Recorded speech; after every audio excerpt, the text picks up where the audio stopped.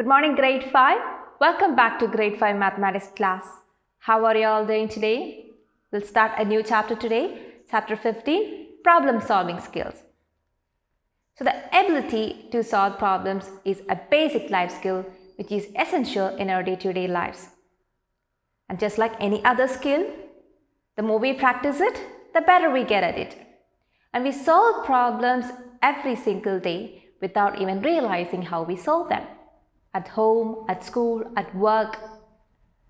For example, one day your parents are not home. You are feeling hungry. What would you do?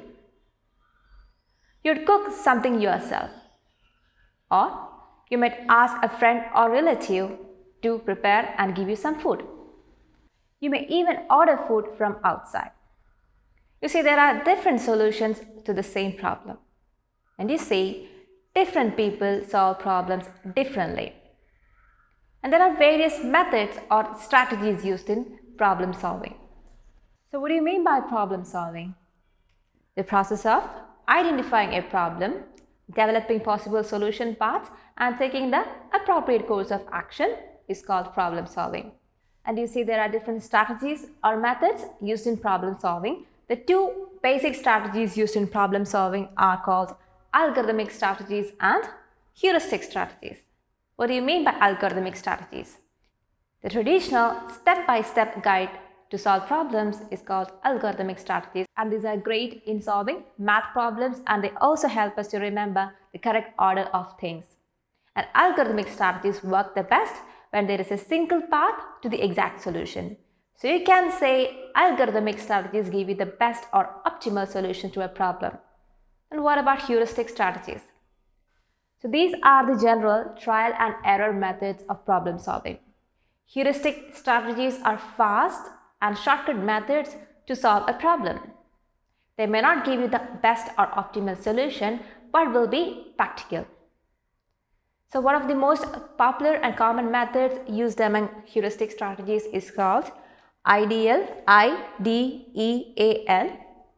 It stands for I for identifying the problem. First you identify the problem, then D, define the problem. You define the problem or define the goal. What should be found out from the problem? And E stands for exploring the strategies. You explore the various methods and ways to solve the given problem. And A stands for action or acting on the strategies. You are carrying out your strategy or you are carrying out your plan to solve this problem.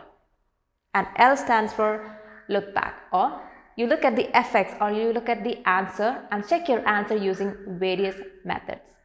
So in general, any problem solving method can be defined in 4 steps. Step 1, understand the problem. Step 2, devise a strategy. Step 3, carry out your plan. And step 4, check your answer. So what do you mean by understand the problem? Let me tell you a simple example. We have done word problems in maths. So when you get a word problem, what is the first thing you have to do? You'll read the word problem very carefully. Then you'll try to understand what all things are given within the question and what should be found out from the question. What solution is to be found out. Then you will identify the information which are relevant to solve the question, the word problem. So first you analyze the given word problem or analyze the given problem and understand what has to be found out from the word problem or the question or the problem. So that is your first step. In the next step, you'll devise a strategy or you'll find a way to solve this problem. You may write steps, you may draw pictures or diagrams or flowcharts, you may make some lists or you may make some tables. You will find a way to solve this problem. So that means you're devising a strategy or a plan to solve this problem. So first you analyzed, then you made a plan. Now the third step, you'll carry out your plan, which means you will work out your strategy or you'll work out your plan to solve this problem. Like when you do all the calculations methodically and carefully, you're carrying out your plan or you are carrying out your strategy to solve the problem. So you analyzed, you made a plan and you implemented that plan. Now what is the fourth step? In the final step, you will check your answer. You'll check your answer using the various methods that you have learned to see if the answer is correct. For example, if you are doing division, how would you check if you have done the division correctly? You may multiply the quotient and the divisor, add the product to the remainder and see if you get the dividend.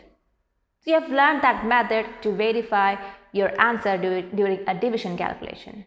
So that is one method of checking your answer. So similarly, you might have learned different methods to check different types of calculations. So just like that, the fourth step in any problem solving is checking your answer. So first, you analyze or understand the problem. Then, you'll devise a strategy or make a plan to solve the problem. Then, you'll solve the problem or carry out your plan or strategy. And in the final step, you'll check your answer. So you understand, plan, solve and check. 4 steps. These are the general 4 steps in any method of problem solving or in any strategy used in problem solving.